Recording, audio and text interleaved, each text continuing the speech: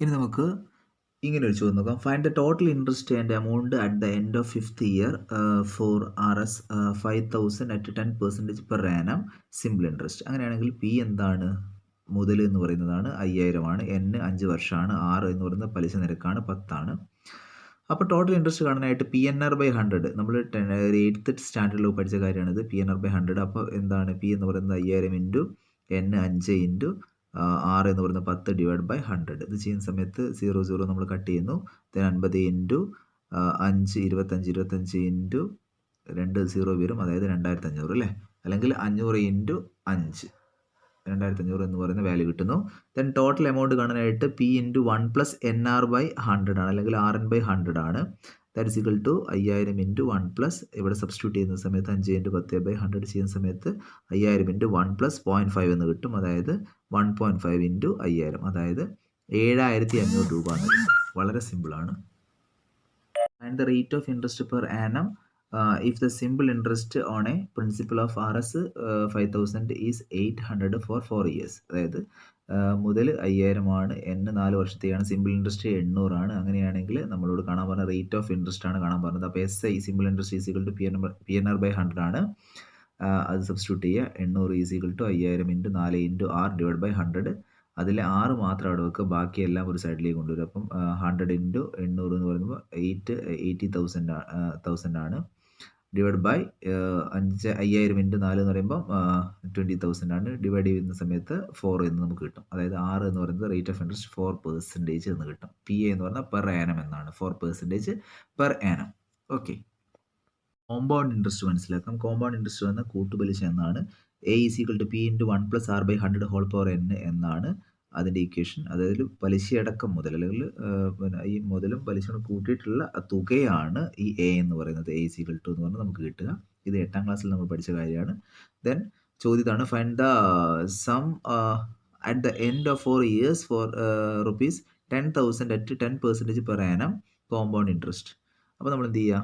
P എന്ന് പറയുന്നത് 10000 എഴുതുക. N is equal to 4, R 10 ആണ്. അപ്പോൾ A is equal to P into 1 plus R/100 whole power N എന്ന് പറയുന്നതാണ് അതിൻ്റെ ഇക്വേഷൻ. അതിൽ ഓരോന്നും സബ്സ്റ്റിറ്റ്യൂട്ട് ചെയ്യുക. സബ്സ്റ്റിറ്റ്യൂട്ട് ചെയ്യുന്ന സമയത്ത് 10000 ഇൻറ്റു 1 പ്ലസ് R എന്ന് പറയുന്നത് 10 ആണ്, 10/100 ഹോൾ പവർ N എന്ന് പറയുന്നത് 4 ആണ്. then ഇത് ചെയ്യുന്ന സമയത്ത് ഈ 1 പ്ലസ് 10/100 എന്ന് പറയുന്ന സംഗതി എന്താണ്? 100 ഇൻറ്റു 1 100 പ്ലസ് 10 എന്ന് പറയുമ്പോൾ 110 110 ആണ്, ഡിവൈഡ് ബൈ 100 എന്നാണ് ഉണ്ടാവുക അല്ലേ. 110 ഡിവൈഡ് ബൈ 100 എന്നാണ് ഉണ്ടാവുക. ആദ്യത്തെ ആ ഒരു വാല്യൂനെ നമ്മൾ 4 ടൈംസ് മൾട്ടിപ്ലൈ ചെയ്യണം. അതായത് 110 divide by 100 into 110 divide by 100 into 110 divide by 100 into 110 divide by 100. അങ്ങനെ ചെയ്തിട്ട് ഇൻറ്റു 10,000 ചെയ്യണം. അങ്ങനെ ചെയ്താൽ മാത്രമേ നമുക്കിന് കറക്റ്റ് ആൻസർ കിട്ടൂ. അല്ലെങ്കിൽ ഇവിടെ എന്തെങ്കിലും ഒരു മൾട്ടിപ്ലൈ ചെയ്യുന്ന സമയത്ത് നമ്മളോട് തെറ്റിപ്പോയി കഴിഞ്ഞാൽ ആൻസർ തെറ്റിപ്പോകുന്നതാണ്. ദെൻ ഇവിടെ എന്താണ് 110 ഡിവൈഡ് ബൈ 100 എന്ന് പറയുമ്പോൾ പോയിന്റ് മാറ്റിയിട്ട് കഴിഞ്ഞാൽ 1.1 എന്നാണ് കിട്ടുക. അതായത് 1.1 ഹോൾ പവർ 4 എന്നാണ് ഉണ്ടാവുക, ഇൻറ്റു 10,000. അത് ചെയ്താൽ നമുക്ക് എന്ത് കിട്ടും? നമുക്ക് എന്താണ് 14,641 എന്ന് പറയുന്ന വാല്യൂ കിട്ടും. അതാണ് 5 വർഷം കഴിഞ്ഞിട്ടുള്ള പലിശയടക്കം മുതൽ എന്ന് പറയുന്നത്. ഓക്കെ, ഇനി നമുക്ക് പറയാനുള്ളത് the interest is compounded continuously in A bank to get RS 100 after 3 years. What should I deposit in the bank if the bank rate of interest is 8% per annum? അങ്ങനെയാണെങ്കിൽ A നമ്മൾ 100 എടുക്കുന്നു, R 8 ആണ്, I is equal to 0.08 ആണ്. Then N is equal to 3, M is equal to IN ആണ്. I എന്ന് പറയുന്നത് നമുക്കറിയാം എന്താണ്, 0.08 ഇൻറ്റു N എന്ന് പറയുന്നത് 3 ആണ്, 3 വർഷത്തേക്ക് പറയുന്നുണ്ട്. അപ്പോൾ അത് ചെയ്ത് കഴിഞ്ഞാൽ നമുക്ക് കിട്ടുക 0.24 കിട്ടും. ഇനി capital A is equal to എന്താണ്, P e power M ആണ്. അതിൻ്റെ അകത്ത് നിന്ന് പി മാത്രം അവിടെ വെച്ച് കഴിഞ്ഞാൽ എന്താ ഉണ്ടാവുക, എ ഇ പവർ എം അവിടെ നേരെ വരുന്ന സമയത്ത് ഇവിടുന്ന് ഇൻറ്റു മൾട്ടിപ്ലിക്കേഷൻ നേരെ താഴോട്ട് വരുന്ന സമയത്ത് സമത്തിൻ്റെ ഇടതുഭാഗത്ത് വരുന്ന സമയത്ത് അത് ഡിവിഷനായി മാറും. അതായത് a by e power m എന്ന് വരും. അതായത് എന്താണ് 1 by e power m, that is equal to e power minus m. അതായത് p is equal to a into e power minus m എന്ന് കിട്ടും. ഓക്കെ, ഇത് സിമ്പിൾ ആയിട്ടുള്ള കാര്യമാണ്. ദെൻ അതിനുശേഷം നമ്മൾ ഈ A into e power minus M ഇവിടെ സബ്സ്റ്റിറ്റ്യൂട്ട് ചെയ്യണം. എ എന്ന് പറഞ്ഞാൽ 100 ആണ്, into e power minus m എന്ന് പറയുന്നത് എന്താണ് 0.24 ആണ്. അപ്പോൾ മൈനസ് 0.24 എന്ന് എഴുതുക. ദാറ്റ് ഇസ് ഈക്വൽ ടു എന്താണ് 100 ഇൻറ്റു അതിൻ്റെ e⁻²⁴ വാല്യൂ എന്ന് പറയുന്നത് കാൽക്കുലേറ്റർ യൂസ് ചെയ്ത് നമുക്ക് കണ്ടെത്താം 0.7867 ആണ്. ദാറ്റ് ഈസ് ഈക്വൽ ടു 78.67 എന്നുള്ള ആൻസർ കിട്ടും. ഓക്കെ, ഇനി മറ്റൊരു ചോദ്യം. A deposits RS 500 per year in the bank which pays an interest of 12% per annum compounded continuously, how much amount will be in the account after 10 years? ഇങ്ങനെയാണ് ചോദ്യമെങ്കിൽ A എന്ന് പറയുന്നത് 500 തന്നിട്ടുണ്ട്, n = 10 ആണ്, R = 12 ആണ്, I = 0.12 ആണ്, M = NI തന്നെയാണ് equation. That is equal to 1.2 എന്ന് നമുക്ക് കിട്ടും. ദെൻ ഇവിടെ ചെയ്യേണ്ട ഇക്വേഷൻ എന്താണ്? A = A/I × e⁻m−1 ആണ്. ഇതാണ് നമ്മുടെ ഫോർമുല. ഇത് നമ്മൾ കൊടുക്കുന്ന സമയത്ത് ഇവിടെയുള്ള വാല്യൂസ് എന്താണ്? 500 / 0.12 × e⁻1.2 - 1 എന്നുണ്ടാവുക. അത് സോൾവ് ചെയ്ത് കഴിഞ്ഞാൽ 500 / 0.12 ഇൻറ്റു ഈ പറയുന്ന e⁻12ൻ്റെ e⁻1.2ൻ്റെ വാല്യൂ എന്ന് പറയുന്നത് 3.32 ആണ്. -1 നമ്മൾ കൊടുക്കുന്നു. ദെൻ എന്താണ്ടാവുക? 500 × 2.32 / 0.12 ദാറ്റ് ഈസ് ഈക്വൽ ടു 9667 എന്ന് പറയുന്ന വാല്യൂ കിട്ടും. ഓക്കെ, അപ്പോൾ ആ ഇക്വേഷൻ മാത്രം പഠിച്ചു വെച്ചാൽ മതി. നമുക്ക് നോക്കാനുള്ള നോമിനൽ ഇൻട്രസ്റ്റ് റേറ്റ് എന്താണെന്നുള്ളതാണ്. നോമിനൽ ഇൻട്രസ്റ്റ് റേറ്റ് എന്ന് പറഞ്ഞാൽ refers to the interest rate before taking inflation into account ആണ്. Nominal also can refer to the stated interest rate on a loan without taking into account any fees or compounding of interest എന്നാണ്.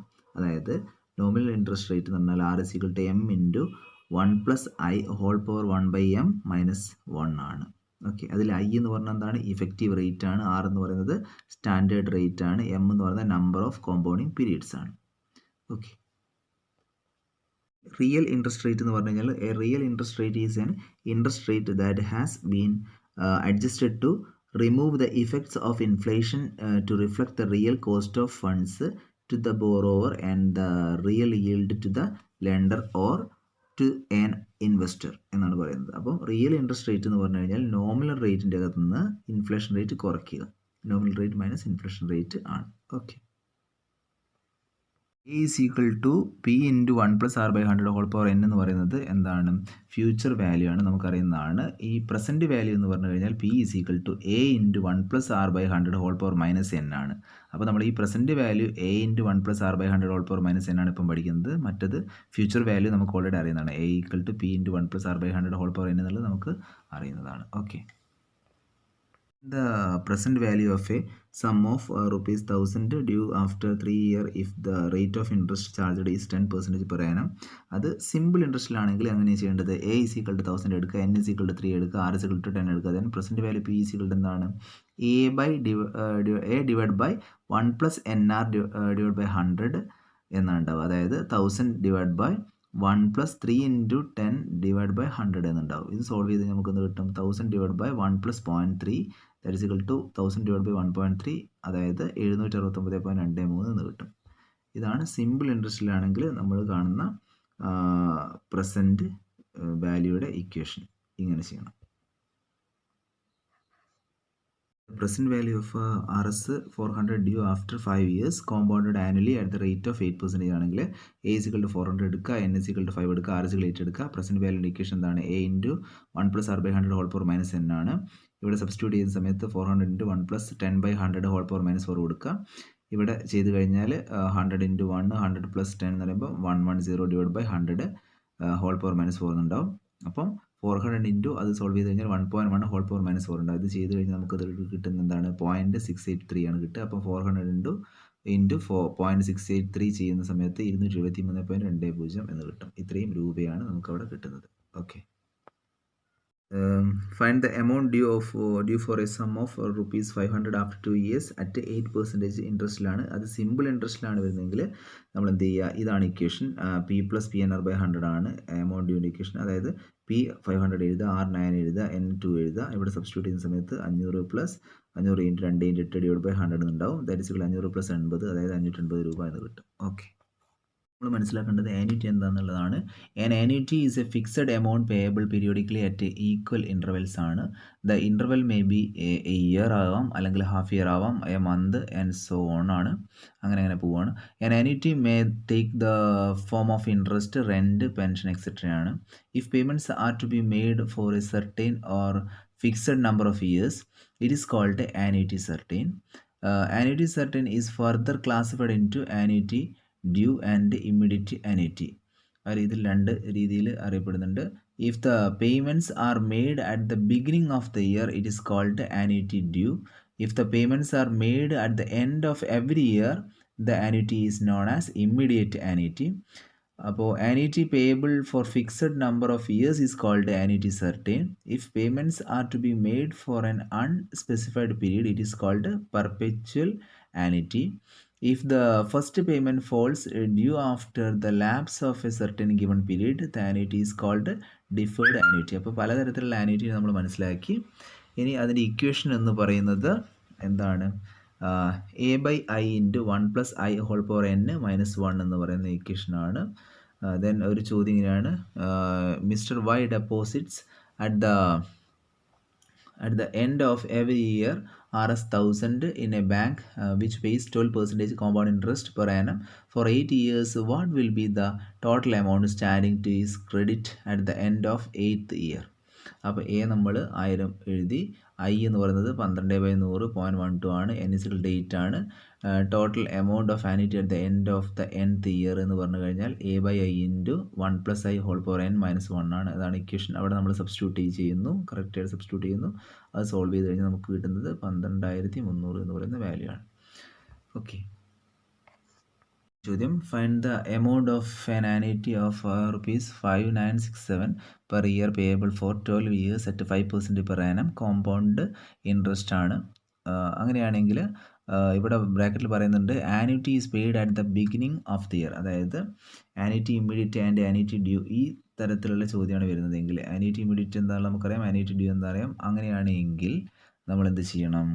അതിൻ്റെ equation എന്ന് പറയുന്നത് a/i × 1 + i^n-1 × 1 + i എന്ന് പറയുന്നതാണ്. ഇതാണ് equation. Okay, അപ്പോൾ നമ്മൾ അതിലേക്ക് വേണ്ട എ എഴുതി, എൻ എഴുതി, ആർ എഴുതി, ഐ എഴുതി, 0.05 എന്ന് കിട്ടി. അത് ഇവിടെ സബ്സ്റ്റിറ്റ്യൂട്ട് ചെയ്യുന്ന സമയത്ത് നമുക്ക് എന്ത് കിട്ടും? 5967 / 0.5 × 1.05^12 - 1 × ഈ 1 + i എന്ന് പറയുന്നത് 1.05 ആണ്. അത് സബ്സ്റ്റിറ്റ്യൂട്ട് ചെയ്യുന്നു, അതിൻ്റെ പ്രൊഡക്റ്റ് ചെയ്യുന്നു, നമുക്ക് 99744 എന്ന് കിട്ടുന്നു. ഓക്കെ, അപ്പോൾ ഇക്വേഷൻ നോക്കി വെച്ചാൽ മതി. Annuity paid at the beginning of the year ആണെങ്കിൽ total present value of an annuity to continue for n years ആണെങ്കിൽ ഇക്വേഷൻ എന്താണ്? പ്രസൻറ്റ് വാല്യൂൻ്റെ equation a/i × 1 - 1 + i^n where i = r/100 ആണ്. ഇതൊക്കെ നമുക്കറിയുന്നതാണ്. അപ്പോൾ ഈ ഇക്വേഷൻ മാത്രം നോക്കി വെച്ചാൽ മതി. ക്വസ്റ്റ്യൻ എങ്ങനെയാണ്? Find the total present value of annuity of Rs 150 payable at the end of every year and for 10 years, rate of interest being 8% per annum. അപ്പോൾ ഇവിടെ എന്താണ്? എ എന്ന് പറയുന്നത് 150, ആർ എന്ന് പറയുന്നത് 8%, ഐ എന്ന് പറയുന്നത് 8/100, 0.08 എന്ന് കിട്ടും. n = 10 ആണ്. അപ്പോൾ ടോട്ടൽ പ്രസൻറ്റ് വാല്യൂ എന്ന് പറയുന്നത് നമ്മുടെ ഇക്വേഷൻ ഇതാണ്, a/i × 1 - 1 + i^n എന്നുള്ളതാണ്. That is equal to 150. നമ്മൾ സബ്സ്റ്റിറ്റ്യൂട്ട് ചെയ്യുന്ന 150/0.08 × 1 - 1.08 10. ഇത് സോൾവ് ചെയ്ത് കഴിഞ്ഞാൽ നമുക്ക് ഈ ഓരോന്നോരോ സെക്ഷനായി ചെയ്യുകയാണെങ്കിൽ, അങ്ങനെയാണെങ്കിൽ 1.08^10 വാല്യൂ കാണുക. അങ്ങനെ അതിനുശേഷം അതിൻ്റെ 1.08^-10 അത് 1ൻ്റെ അത് സബ്ട്രാക്ട് ചെയ്യുക. അതായത് ആ വാല്യൂ കിട്ടുന്നത് 0.4632 ആണ്. അപ്പോൾ 1 - 0.4632 അത് ചെയ്യുക ഇൻറ്റു 150 / 0.08 അത് ചെയ്ത് കഴിഞ്ഞാൽ നമുക്ക് കിട്ടുന്നത് 150 / 0.08 × 0.5368 ആണ്. ദാറ്റ് ഈസ് ഈക്വൽ ടു 1006.50 ആണ് കിട്ടുക. ഇനി നമുക്ക് പെർപെറ്റ്വിറ്റി എന്താണെന്ന് നോക്കാം. Perpetuity is an annuity in which periodic payments begin on a fixed date and continue indefinitely എന്നാണ്. ഓക്കെ, അതിനുശേഷം നമുക്ക് total present value of perpetual annuity എന്ന് പറയുന്ന സെക്ഷനാണ്. അതിൻ്റെ ഫോർമുല എന്ന് പറയുന്നത് പ്രസൻറ്റ് വാല്യൂൻ്റെ ഫോർമുല a/i ആണ്. ഐ എന്ന് പറഞ്ഞാൽ r/100 ആണ്. അപ്പോൾ നമുക്ക് അതിൻ്റെ ഒരു ക്വസ്റ്റ്യൻ നോക്കാം. A man wishes to create an endowment fund to provide an annual price of Rs 1000 out of his income. If the fund is invested at 5% per annum, find the amount of this fund. അങ്ങനെയാണെങ്കിൽ R എന്ന് പറയുന്നത് 5 ആണ്, I എന്ന് പറയുന്നത് 5/, R എന്ന് പറയുന്നത് 5 ആണ്. I is equal to 5/100 0.05 ആണ്. എ എന്ന് പറയുന്നത് 1000 ആണ്. ദെൻ പെർപെറ്റ്വൽ ആനിറ്റി എന്ന് പറയുന്നതാണിത്. ദെൻ ടോട്ടൽ പ്രസൻറ്റ് വാല്യൂ എന്ന് പറയുന്നത് A/I ആണ്. ഇപ്പം നമ്മളിവിടെ പറഞ്ഞ equation A/I that is equal to 1000 / 0.05 that is equal to നമുക്ക് കിട്ടുന്നത് 20,000 ആണ്. എമൗണ്ട് ഓഫ് ദ ഫണ്ട് എന്ന് പറയുന്നത് 20,000 ആണ്. ഇനി നമ്മൾ പറയാൻ പോകുന്നത് present value of deferred annuity ആണ്. അതിൻ്റെ ഒരു ക്വസ്റ്റ്യൻ നോക്കാം. Find the present value of annuity 2,000 payable for 20 years but the first payment starts after 5 years. Rate of interest at 10% compound. അങ്ങനെയാണെങ്കിൽ എ എന്ന് പറയുന്നത് 2000 ആണ്, ആർ എന്ന് പറയുന്നത് 10 ആണ്, ഐ എന്ന് പറയുന്നത് 10/100 ആണ്, ദാറ്റ് ഈസ് ഈക്വൽ ടു 0.1 ആണ്, എൻ ഈസ് ഈക്വൽ ടു 20 ആണ്. അങ്ങനെയാണ് പ്രസൻറ്റ് വാല്യൂൻ്റെ ഇക്വേഷൻ ഓർത്ത് വെക്കണം. A/I into 1 - 1 + I whole power -n ആണ്. അപ്പം അതിലെ വാല്യൂ സബ്സ്റ്റിറ്റ്യൂട്ട് ചെയ്യുന്ന സമയത്ത് 2000 / 0.1 ഇൻറ്റു ആണ് ഇവിടെ 1 - 1.1 ഹോൾ പവർ -20 ആണ്.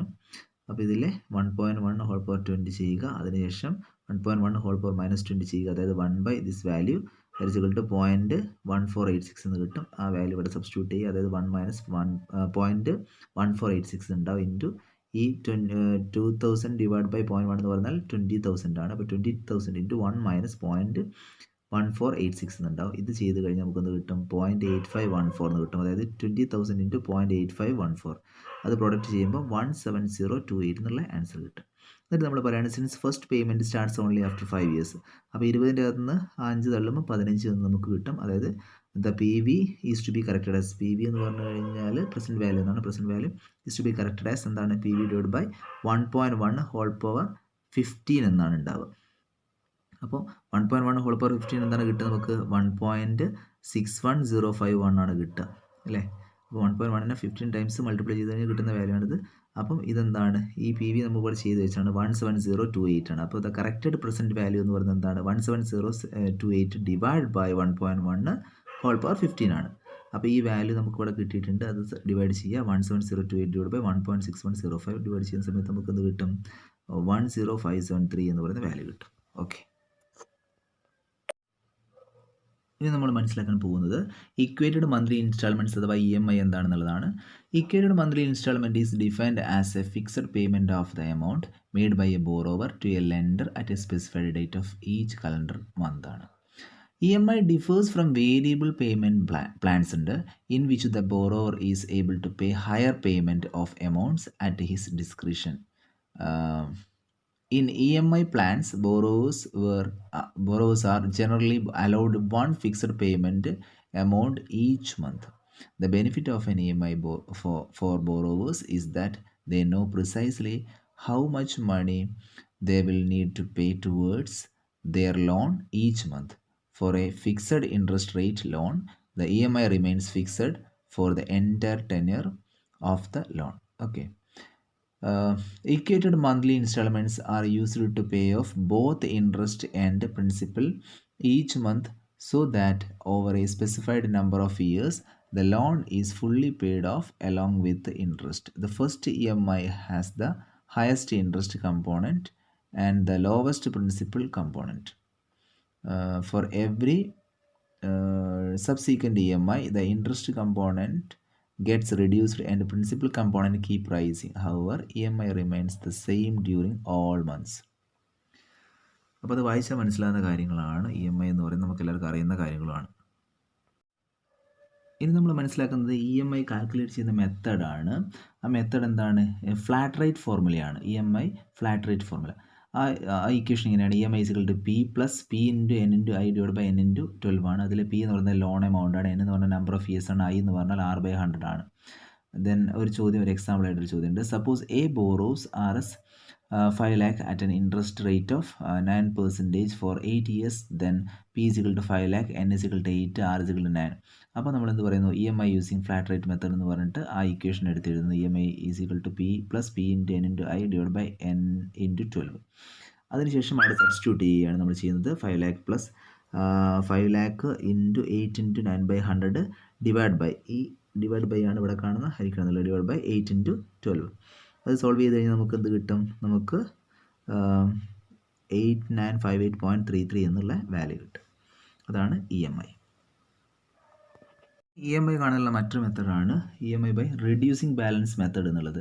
അത് പ്രകാരം ചെയ്യുമ്പോൾ ഇക്വേഷൻ എങ്ങനെയാണ് P into I by 12 into 1 plus I by 12 whole power n ആണ് divide by 1 plus I by 12 whole power n minus 1 ആണ്. വേറെ I എന്ന് പറയുന്നത് എന്താണ് R ബൈ 100 ആണ്. ഇതിലെ P പ്രിൻസിപ്പിളാണ്, principal of the loan amount ആണ്. N എന്ന് പറഞ്ഞാൽ നമ്പർ ഓഫ് മന്ത്സ് ആണ്. ഈ കാര്യങ്ങളൊക്കെ നമുക്ക് അറിയുന്നത് തന്നെയാണ്. then EMI എന്ന് പറഞ്ഞാൽ നമുക്ക് എന്ത് ചെയ്യാം, ഈ ഇക്വേഷൻ എഴുതുക, അതിനുശേഷം അവിടെ സബ്സ്റ്റിറ്റ്യൂട്ട് ചെയ്യുക. ഈ നേരത്തെ ക്വസ്റ്റ്യൻ തന്നെയാണ് പറയുന്നതെങ്കിൽ 5 lakh ഇൻറ്റു പോയിൻറ്റ് ഇവിടെ I ബൈ 12 ചെയ്യുന്ന സമയത്ത് 0.0075 ഇൻറ്റു ഇത് ചെയ്യുന്ന സമയത്ത് 1.0075 ഹോൾ പവർ n 96 എന്ന് കിട്ടും ഡിവൈഡ് ബൈ അതേപോലെ 1.0075 ഹോൾ പവർ 96 മൈനസ് 1 എന്നുണ്ടാവും. സെയിം പാറ്റേൺ ആണ്.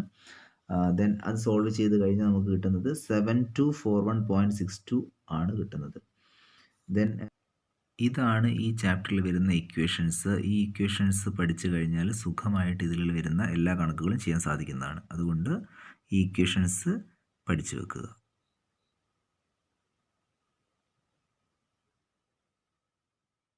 ഓക്കെ.